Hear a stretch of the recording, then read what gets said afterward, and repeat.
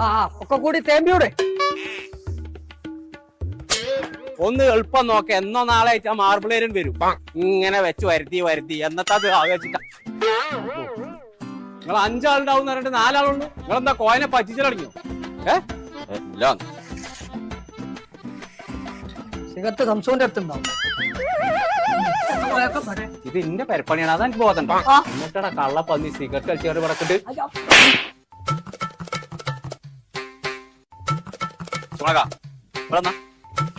ഞാനല്ലേ ചോറിനുള്ള സമയം ആയില്ല പോയേക്കാം. ചോറിനല്ല, ഇതിന് മാർബിളിന്റെ പണിക്കിട്ട് മറ്റന്നാളെ വരാറിനല്ലേ.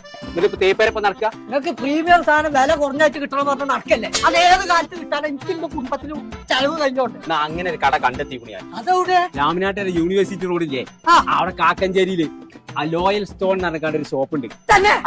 ബിജു എന്റെ പണിക്കാരുമായിട്ട് മറ്റന്നാളെ വന്നു മാർബിളി അവിടെ എത്തി. അന്ന് ഞാൻ അടിച്ച് പൂക്കിച്ച് കടക്കാൻ പോവാ. ഞാൻ ലീവാ. ആയിക്കോട്ടെ, അത് പോയാക്കത് ഇത്ര മതിയോ? അത്ര മതി, എല്ലാരും ലീവാക്കിക്കോളി. കള്ളപ്പന്നി നോക്കി നിക്കട്ടോ, തേങ്ങ മുഖമുണ്ട്.